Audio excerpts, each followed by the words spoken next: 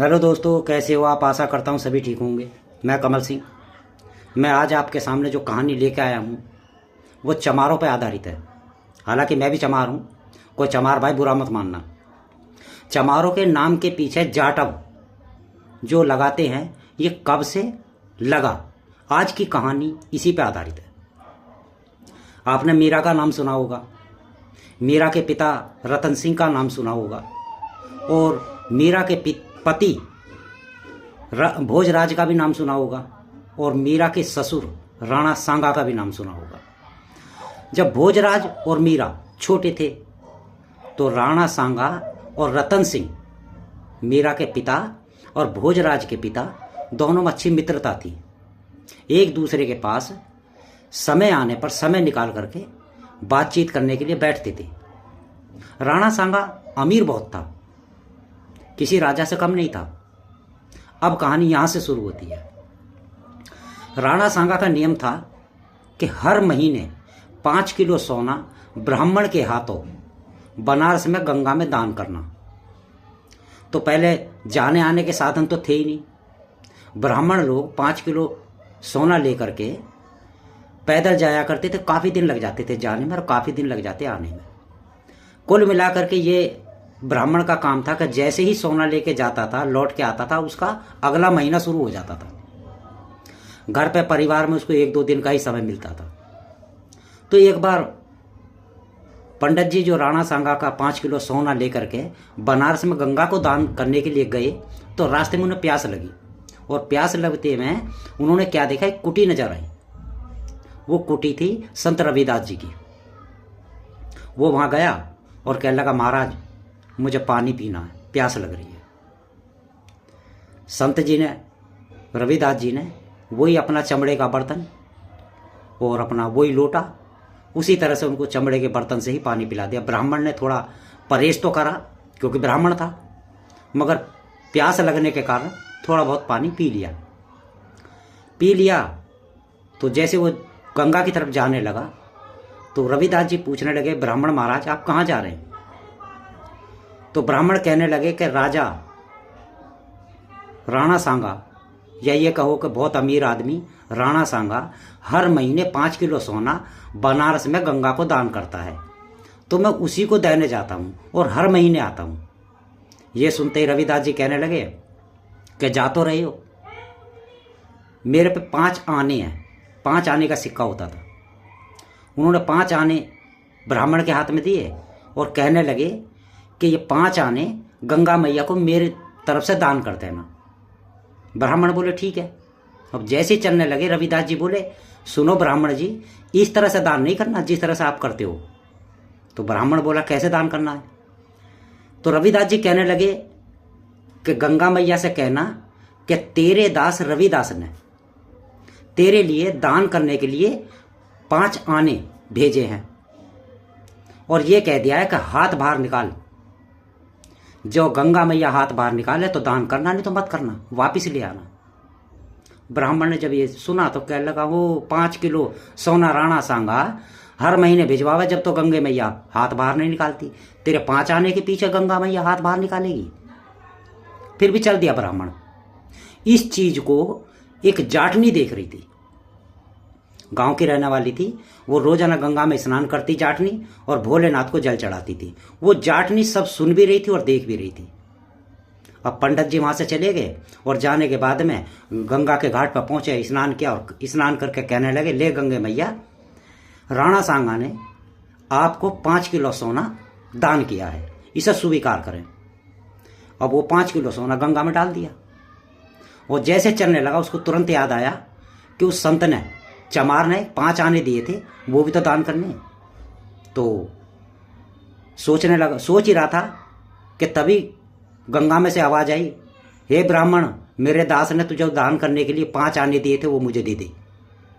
जब ये सुना तो ब्राह्मण इधर उधर देखने लगा कि कहाँ से आवाज आई है। तब उसको एकदम ध्यान आया कि वो ये उसी 5 आने के बारे में बात कर आवाज आई है जो संत रविदास जी ने दिए थे। तो उन्होंने तुरंत 5 आने निकाले और गंगा में खड़ा होकर के कहने लगा, ला गंगा में यह हाथ बाहर कर, रविदास ने 5 आने भेजे ही न ले ले। देखते ही देखते गंगा का जल स्तर इतना बढ़ गया कि जो ब्राह्मण था उसके गले तक पानी आ गया। ब्राह्मण डर गया। डर के जैसे ही भागने लगा, गंगा ने आवाज़ दी, मूर्ख, जाना नहीं, पहले मेरे भक्त के 5 आने मुझे दे दे। ये सुनते ही ब्राह्मण रुक गया। तभी गंगा में से हाथ निकला, उस हाथ पर ब्राह्मण ने 5 आने रख दिए। रखने के बाद जैसे चला, गंगा मैया ने फिर आवाज़ मारी कि रुक रुक, मेरी तरफ से कुछ उपहार ले जा। तभी गंगा के अंदर से एक हाथ निकला। उस हाथ में एक कंगन था, सोने का कंगन। सोने का कंगन ब्राह्मण के हाथ में दे दिया और दे के कहने लगी, ये मेरे भक्त को, रविदास को दे देना। यह सुन करके और कंगन लेकर के ब्राह्मण वहां से चल दिया। ब्राह्मण के मन में विचार आया कि क्यों ना मैं इसे राणा सांगा को दूं कंगन को, तो मुझे इनाम मिलेगा। और ये सोच करके वो कंगन को सीधा राणा सांगा के वहां ले गया। उस समय पर भोजराज और मीरा छोटे थे, वो खेल रहे थे। जैसे ही ब्राह्मण ने ले जाके कंगन दिया और कहा कि गंगा मैया ने तेरे लिए उपहार भेजा है, वो मीरा ने देख लिया। मीरा छोटी थी, तो मीरा कहने लगी, ये कंगन तो मैं लूंगी, मेरे हाथ में आएगा। राणा सांगा ने वो कंगन मीरा के हाथ में पहना दिया। और बच्चा तो बच्चा ही होता है, मीरा छोटी थी, कहने लगी मुझे तो दूसरा भी चाहिए। अब दूसरे का नाम सुनते ब्राह्मण जी के तोते उड़ गए। वो सोचने लगे कि मैं तो झूठ बोलकर रविदास के हिस्से का कंगन लाया था, अब ये दूसरा मांग रही, इसे कैसे करूं। वो बहुत परेशान, ब्राह्मण परेशान हो गया। राणा सांगा बोला, अभी इसी समय 5 किलो सोना लेके जा और दूसरा कंगन गंगा मैया से लेके आ, मीरा को देना। बच्चे की जिद के आ गए ब्राह्मण भी और राणा सांगा भी मजबूर हो गए। 5 किलो सोना फिर लिया और फिर चल दिया। रास्ते में सोच ही रहा था कि गंगा मैया मुझे तो देगी नहीं, और मुझे करना क्या चाहिए। तभी उसका विचार आया और कि क्यों ना मैं उस संत के पास जाऊं। और संत रविदास जी के पास पहुंच गए और हाथ जोड़ के पैरों में लेट के कह लगे, महाराज मुझे क्षमा कर देना, गंगा मैया ने मुझे कंगन दिया था आपको देने के लिए, और मैंने ले जा करके राणा सांगा को दे दिया, और राणा सांगा ने मीरा को दे दिया। और मीरा जिद कर रही है कि दूसरा कंगन भी ला के दो। मैं कहाँ से ला के दूँ? अब आप ही मेरी जान भी बचा सकते हो और लाज भी बचा सकते हैं। कुदरत की करनी ऐसी हुई कि उस समय पर वो जो जाटनी थी वो वहां पर मौजूद थी। वो उस सीन को भी देख रही थी, उस समय भी वहां मौजूद थी, वो सब देख रही थी। तो रविदास जी बोले कि मन चंगा तो खटौती में गंगा। आपने एक मुहावरा सुना होगा, श्लोक सुना होगा कि मन चंगा तो खटौती में गंगा। तो जिसमें चमड़ा भिगोते थे, ब्राह्मण से कह ले इसमें हाथ डाल और कंगन ले ले। और ब्राह्मण को विश्वास होगा कि संत कह रहा तो बात में जान है, लो देखता हूं। जैसे ही ब्राह्मण ने उस कठौती के अंदर हाथ डाला, कठौती का आकार बड़ा हो गया और उसके अंदर कंगन था, उसके अंदर हाथ भी था गंगा मैया का, और गंगा मैया के हाथ में कंगन था। और जैसे ही ब्राह्मण उसके अंदर को हाथ डालता, कठौती बड़ी होती चली जाती और ब्राह्मण उसके अंदर को सरकता जाता। करते करते ये नौबत आ गई कि ब्राह्मण के पैर ही बाहर रह गए, बाकी ब्राह्मण अंदर बढ़ गया कठौती में। तब रविदास जी ने पैर पकड़े और बाहर निकाला। बाहर निकाल कर कहने लगे, कंगन मिला? तो ब्राह्मण बोले कि अंदर एक हाथ तो है और हाथ में कंगन भी है, मगर जितना मैं अंदर को हाथ डालता हूं उतना वो अंदर को चली जाती है, अब आप ही निकालो। तब जाटनी देख ही रही थी सब कुछ। तब रविदास ने कहा कि मैया इस बच्चे को कंगन दे दे। तब कंगन बाहर आया, हाथ बाहर आया और कंगन लेकर के मीरा को उसको दे दिया ब्राह्मण को, और ब्राह्मण ने जाकर मीरा को दे दिया।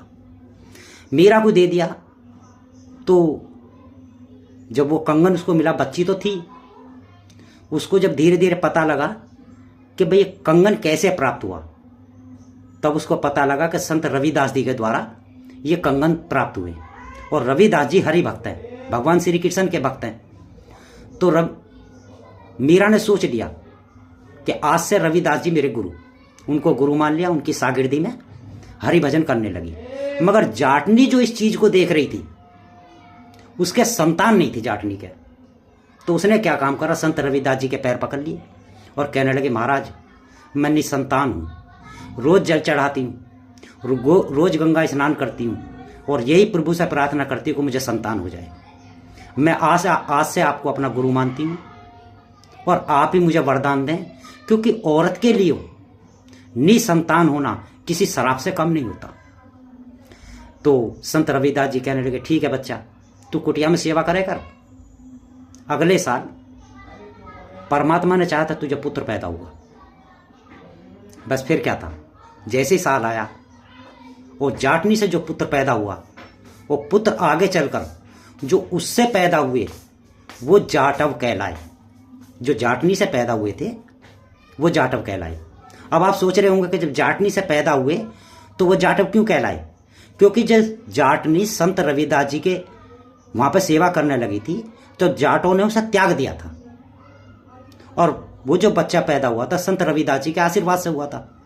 तो उसकी जब शादी हुई, उससे जो बच्चे पैदा हुए वो जाटव कहलाए। और आज जो चमार जाति के पीछे जाटव नाम जोड़ा जाता है, ये जब से, और यही कारण है कि चमार जाति के लोग अपने को जाटव जो बताते हैं, उसका कारण यही है। कथा अगर आपको पसंद आई हो तो शेयर और लाइक करना। आज के लिए इतना ही। जय हिंद, जय भारत।